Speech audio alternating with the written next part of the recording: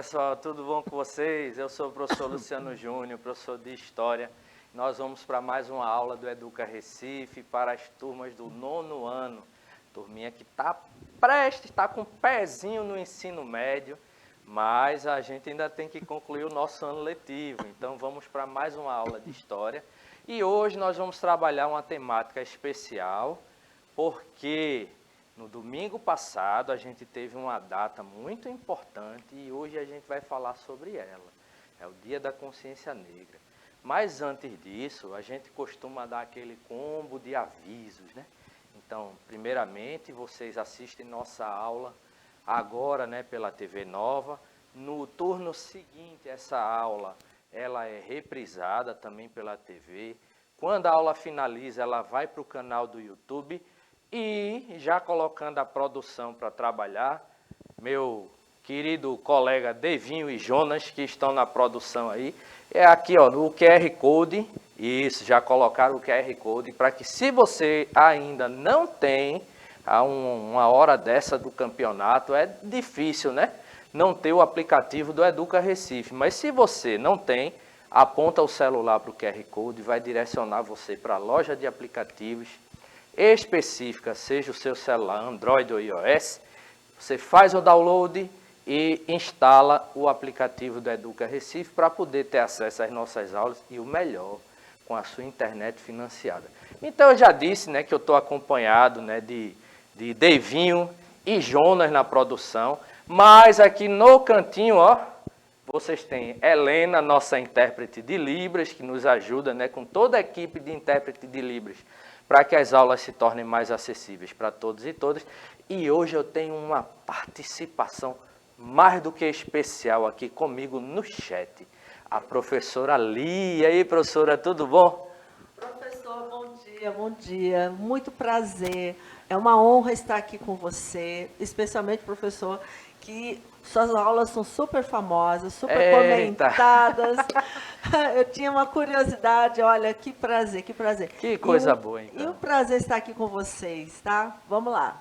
E é exatamente. Então, qualquer dúvida, vocês jogam no chat que a professora Ali repassa aqui para a gente e a gente vai fazendo os devidos esclarecimentos. Então, vamos para a nossa aula, né?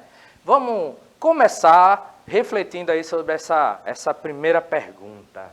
O que você sabe sobre o Dia da Consciência Negra? Final de semana passada a gente tivemos, né? É complicado. A gente teve, no ao vivo saem essas pérolas, mas é bom que a gente também está ao vivo e corrige, né? Então a gente teve aqui, no final de semana passado, a comemoração do Dia da Consciência Negra. Vai refletindo aí sobre o que você conhece. Talvez você agora já saiba de um bocado de coisa, porque talvez seu professor, sua professora tenha trabalhado isso com você em sala. Mas a aula de hoje a gente então vai fazer uma complementação, né? Vai fechar aí essa temática, né? Então, nesse sentido, vai pensando aí, porque agora a gente vai assistir um pequeno vídeo. É um vídeo que só tem ali textos, né, imagens e a música, então ele não tem um diálogo. Então quero que vocês prestem atenção no que está escrito, né, no vídeo. Ele vai tratar a respeito da história de um personagem muito importante. Então vamos lá, produção, dá o play aí, por favor. Então vamos lá para o vídeo. Voltou, eita, voltou. Voltou. Deu erro. Calma, mas quem sabe faz ao vivo. Ao vivo tem desses problemas, pronto, já consertaram.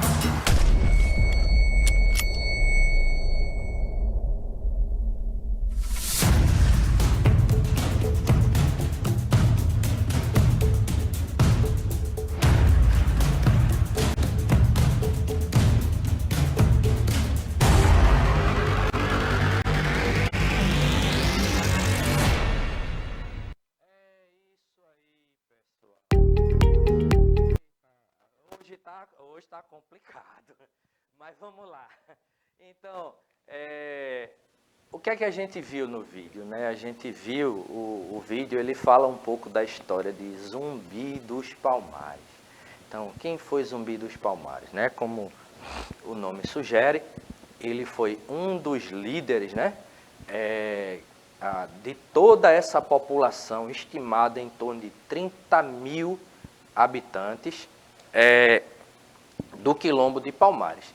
E por que a gente trouxe a história de Zumbi? Porque o dia 20 de novembro, em tese, seria o dia da morte de Zumbi dos Palmares, né? Em 1695. Vejam, Zumbi morreu com 40 anos. Em tese, ele morreu aos 40 anos, né? Então morreu muito jovem. Então, vocês perdoem, a gente está com a rinite. Então, nesse sentido, o que é que a gente tem? Ele foi um dos líderes, né? Sucedendo aí o Gangazumba, né? Que era o líder do Quilombo de Palmares. Então, ele foi o líder do maior, ou de um dos maiores quilombos que a gente já teve, né? Na nossa história aqui do Brasil. Então, nesse sentido, Zumbi, ele não somente foi o líder do Quilombo de Palmares, mas foi um dos maiores líderes negros que o Brasil já teve, né, na luta aí pela libertação do povo negro escravizado, né? Então, o que é que acontecia, né? Nesse período, né, o período colonial, os portugueses, né, que vieram para cá, colonizaram o Brasil, eles traziam muitos escravos, né? Ou trouxeram, na realidade, muitos escravos. Então, esses escravos, quando fugiam, eles formavam comunidades, né, no interior do Brasil, que eram os quilombos. E Zumbi foi esse, né, o líder do maior, ou do, talvez, né, maior quilombo que a gente já teve aqui no nosso país, e ele se tornou aí um símbolo de resistência contra esse sistema escravista, né? Então, ele foi o último líder, né, o último dos líderes, né, do Quilombo de Palmares, um quilombo, né, que se estabeleceu aí durante o período colonial, como a gente já disse, e Zumbi nasceu, como a gente viu até no vídeo, né, ele nasceu na época, né, capitania de Pernambuco, porque a capitania de Pernambuco ela tinha um território maior do que o que hoje a gente conhece como nosso estado de Pernambuco. E ela ia até os limites, né, de regiões que hoje fazem parte de outros estados do Nordeste. Então, no caso do Quilombo de Palmares, que fazia parte, né, da capitania de Pernambuco, estava dentro da capitania de Pernambuco, esse quilombo ele está localizado na região, ele estava localizado na região onde hoje a gente tem o município de União dos Palmares, que hoje fica no estado de Alagoas, mas que na época fazia parte da capitania de Pernambuco. Então, aqui a gente tem um mapa, eu trouxe um mapa para mostrar, aqui a gente tem o estado de Alagoas, e essa região em vermelho é o município de União dos Palmares, local onde estava localizado o Quilombo de Palmares. Então, esse quilombo ele fica onde? Na região da Serra da Barriga, né? Então, a região da Serra da Barriga, certo? Que foi o território onde Zumbi nasceu, certo? Então, Zumbi, ele nasceu como não um escravo, né? Mas nasceu como um negro livre, no ano de 1655, mas, perto dos seus 6 anos, ele foi capturado, né? E foi entregue a um padre português, missionário, né, o Antônio Melo, e foi levado para a região onde nós temos um outro município, né, de Alagoas, que é o território de Porto Calvo. Aí lá, o que é que vai acontecer? Ele foi batizado com um nome, né, português, né, o Francisco, recebeu os sacramentos. Vamos lembrar, naquele período, a Igreja Católica ela tinha uma influência muito grande. A própria colonização portuguesa aqui no Brasil, ela foi uma colonização, né, onde os portugueses eles tinham uma aliança com a Igreja Católica, né? Então, houve uma influência muito grande da Igreja Católica em todo o processo, né, de estabelecimento do sistema colonial também português aqui no Brasil. Existia aquela ideia, né, de que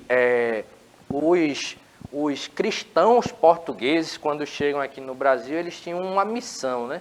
A missão colonizadora, a missão, na realidade, a missão cristianizadora, né? Então, eles vinham para cá com o objetivo não somente de tomar posse da terra, mas como havia ocorrido a reforma protestante na Europa, então, como forma de dar resposta ao avanço protestante, eles vinham para cá com a ideia de cristianizar aquelas pessoas que aqui moravam e aumentar aí o número de membros, né, do catolicismo.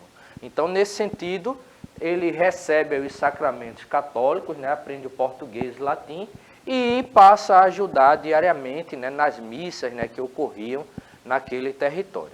Porém, por volta de 1678, o governador da capitania de Pernambuco, ele se aproxima, né, do líder de Palmares, né, que na época era o Gangazumba, e faz uma oferta de paz, né? Vejam, os quilombolas lá de Palmares, eles resistiam a toda tentativa, né, de invasão ou de acabar com o quilombo. Mas aí, em meio a isso, o governador ele faz uma proposta, né, de paz e diz, ó, se vocês não resistirem mais, a gente reconhece a liberdade de vocês. Logicamente que isso podia ser, né, a velha pegadinha do malandro. Por quê? Porque em se tratando, né, de um sistema onde você tinha ali no quilombo algo em torno, como a gente mostrou e falou, né, pelo vídeo aí, algo em torno de 30 mil habitantes, né? Nessa região. Então, era muita gente, né, que poderia, muitos negros que poderiam abastecer esse sistema, né, escravista, né, que existia aqui no Brasil. Então, logicamente que o governo português poderia, mais na frente, né, trair, certo, essa aliança, né, e tentar escravizar mais uma vez esses negros, né, que habitavam na região do quilombo. Então, Gangazumba ele fica aí meio que balançado por aceitar essa oferta, porém, certo? Aí, ó, foi oferecida a liberdade para todos os escravos fugidos, né? Então, ele aceita, né? O Gangazumba ele aceita, mas Zumbi, que a esse período já estava ali na região do quilombo, né? Ele rejeitou a proposta, né? E aí vai haver uma briga aí entre ele e o líder Gangazumba, né? E quando o Gangazumba ele vem a falecer, o que é que vai acontecer? A Zumbi assume, né, a liderança do quilombo de Palmares e vai resistir a essa tentativa, né, de dominação portuguesa. Mais na frente, o que é que a gente vai ter? Liderados, né, por Domingos Jorge Velho, né, que ao que tudo indica ali era aquilo que a gente chamaria, né, de capitão do mato, né, era um negro que se aliava com os brancos para poder oprimir outros negros, né? Ele se aliava com os brancos, né, e ele trabalhava liderando incursões pelo interior para recapturar aqueles negros que haviam fugido. Então, ele conhecia um pouco do terreno, então ele vai liderar ali uma investida armada contra o quilombo, né? E, nesse sentido, nessa investida, Zumbi vai ser ferido, porém ele consegue escapar ali e só vai ser capturado um ano depois, em 1695, onde supostamente aí, né, porque não tem isso muito bem certo, né, a quem assim questione essa data, ele vai ser emboscado e vai ser assassinado, né? E devido à questão da resistência, né, que existia, a imagem do Zumbi ela ganhou uma fama tão grande que acreditava-se que ele fosse até imortal. Então, o que é que aconteceu? Quando ele é assassinado, ele vai ser decapitado e, prática comum da época, né, os colonos portugueses, os senhores de engenho, os colonos portugueses, eles pegavam, né, geralmente e expunham os restos, né, mortais daqueles supostos líderes, né, em praça pública. Geralmente havia essa prática, né, decapitavam e expunham, né? É uma coisa muito cruel mesmo, expunham a cabeça, que era nessa situação específica para mostrar que aquela figura, né, que era considerada imortal, era mortal como qualquer outra, e esse ato era para que, se alguém ousasse seguir nos caminhos de Zumbi ali, né, da resistência, poderia ter o mesmo fim. Então, em homenagem ao Zumbi de Palmares, né, é que a gente tem aí a escolha do dia 20 de novembro como Dia da Consciência Negra, que é uma data muito importante, né, e que é o que a gente vai continuar aqui estudando. Vamos falar sobre o Dia da Consciência Negra e sua importância para pensar a nossa sociedade, né? Então, vejam, como a gente já disse, o dia 20 de novembro ele representa um marco aí na luta, né, contra a discriminação racial e as diversas formas de desigualdade que recaem sobre a população negra. Então, é um debate muito importante, é um debate fundamental, que deve ser feito não somente no mês de novembro, não somente no dia 20, né, que é o dia dedicado é o dia onde a gente tem ali as festividades, né, do Dia da Consciência Negra. Mas é uma luta que deve ser feita todos os dias. A questão do racismo, não somente contra negros e negras, mas contra indígenas, contra pessoas que vêm para o Brasil de outras nacionalidades e às vezes chegam aqui e são vítimas, né, do racismo, porque o racismo ele se concentra, né, a sua atividade, né, discriminatória em cima de etnias que não são a etnia branca, no caso nosso do Brasil. Porém, em outros países do mundo, existe, né, o racismo sendo praticado contra outras etnias, né, que não a negra, né? Isso vai depender, certo, do local. Mas aqui no Brasil, o que é que a gente tem, né? A população que mais sofre com essas práticas, né, racistas, infelizmente, é a população negra, que, diga-se de passagem, representa a maioria da população brasileira. Por meio das estatísticas mais recentes, a gente chega à ideia aí, professora, de que nossa população brasileira ela é composta em 54% de toda a totalidade por pretos e pardos. Mas a gente observa, né, que a gente tem várias outras etnias também aqui presentes no Brasil. Então, essa ideia do racismo é uma ideia que ela tem que ser combatida, né? Com certeza. Essa estatística de 54%, se a gente for ver geneticamente, né, no fenótipo do cidadão brasileiro, se brincar tem muito mais, né? É porque o genótipo, na verdade, né? O fenótipo é por fora, né? É o externo. O fenótipo às vezes não mostra, mas o genótipo mostra, né? Exatamente, né? Porque a gente sabe que, historicamente, o Brasil é um país que foi constituído pela mistura ali de 3 etnias, né? Os povos originários indígenas que já existiam aqui, aí chegam os brancos europeus, né, portugueses, né? Aqui também, mas na frente vão chegar outros, né? Espanhóis, na América, né, vão chegar outros, né? Espanhóis, ingleses, holandeses, né? Aqui no Brasil mesmo a gente teve um período de tentativa de invasão de franceses, né? E a gente teve as invasões holandesas, né? Então a gente tem o branco europeu, digamos assim. E mais na frente esses europeus trouxeram os negros africanos. Então, isso que a gente chama de miscigenação, né?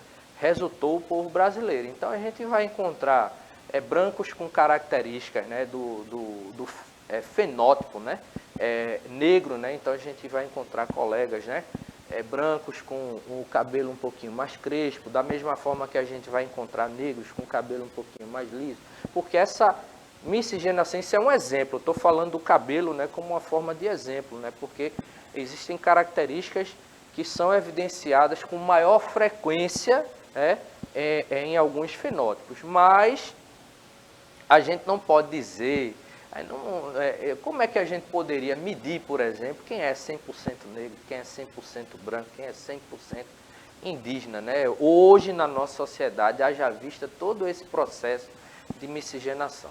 Mas, nesse sentido, né, como a professora colocou, então, se a gente for trabalhar dentro de perspectiva genética, a gente vai ver, né, que a porcentagem, né, de sangue negro que corre em nossas veias, ela pode ser muito maior. Mas, analisando apenas a questão da pele, então, e com base em estatísticas, né, por exemplo, do IBGE, né, que é o Instituto Brasileiro de Geografia e Estatística, quando eles saem para fazer o censo, né, inclusive, esse ano, né, eles se retomaram, né, o censo. Então, você, se receber na sua casa um recenseador, né, do IBGE, receba com bastante carinho, porque ele vai ali coletar dados, né, e esses dados que o IBGE coleta são importantes.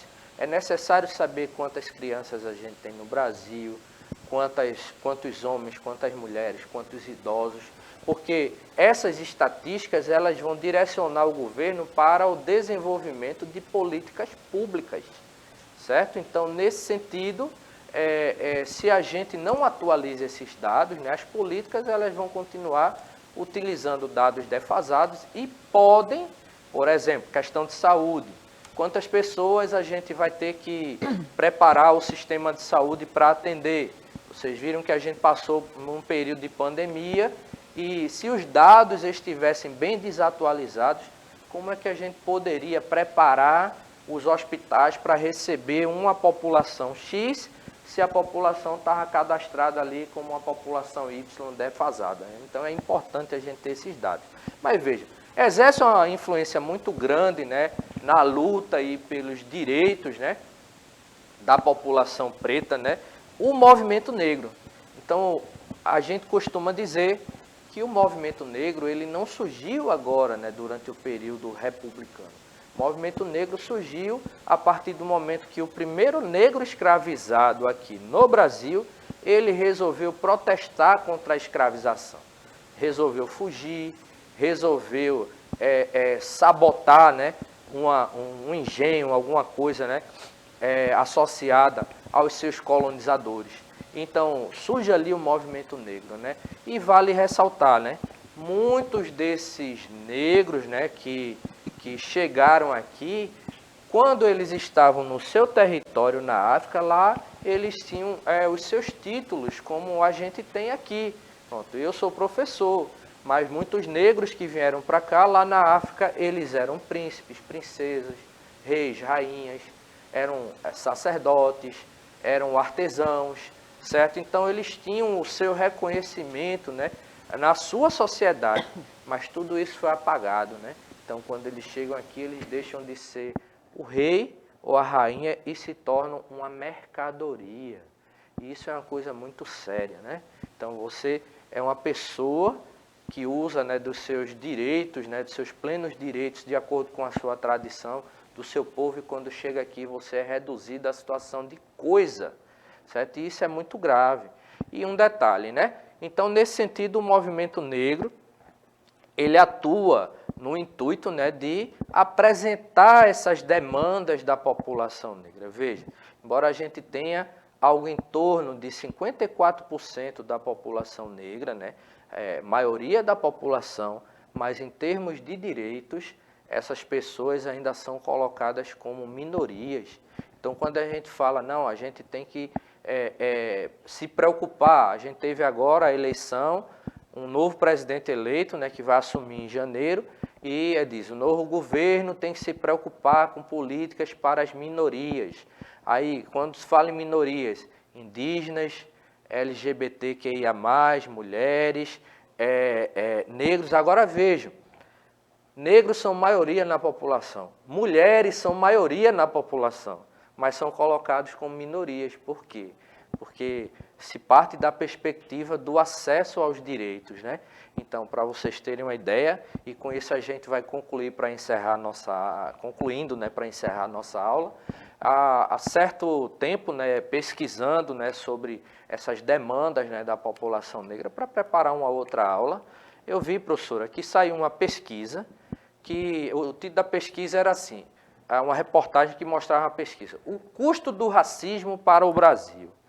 E por uma simples questão, veja, em uma mesma profissão existe uma defasagem salarial em termos, isso na iniciativa privada, porque no serviço público, né, é concurso, então os salários são tabelados, né? Independente se você ser preto, branco, indígena, homem, mulher, adulto, né, jovem, idoso, então o salário vai estar ali tabelado. Mas na iniciativa privada foi feita uma pesquisa que levantou que existiam empresas que, quando contratavam um funcionário negro, pagavam uma média de 25% a 28%, sendo mulher, certo? Subia ainda mais, né? De salário a menos do que o salário que era pago para pessoas brancas em uma mesma profissão. Isso é um absurdo, inclusive é contra a lei. E o custo disso? Algo em torno de 8 bilhões de reais por ano. 8 bilhões de reais que deixam de ser revertidos, né, para os cofres públicos para serem investidos em políticas de saúde, de educação, de segurança, de saneamento, por uma simples questão, né? E uma questão que ainda é uma chaga, né, na nossa sociedade, que é o racismo. Então, gente, comemorar o Dia da Consciência Negra é refletir sobre tudo isso. Refletir sobre isso e plantar aí no coração de vocês, se já não foi plantado em algum momento, a sementinha, né, da luta contra todo e qualquer tipo de discriminação, ok? Então a gente vai ficar por aqui, porque o nosso tempo esgotou. Espero que tenham gostado da aula. Agradecer a Helena. Valeu, Helena. Agradecer a professora Ali. Valeu, professora. Eu que agradeço, eu que agradeço. É isso, gente. Tchau, tchau. Até a nossa próxima aula.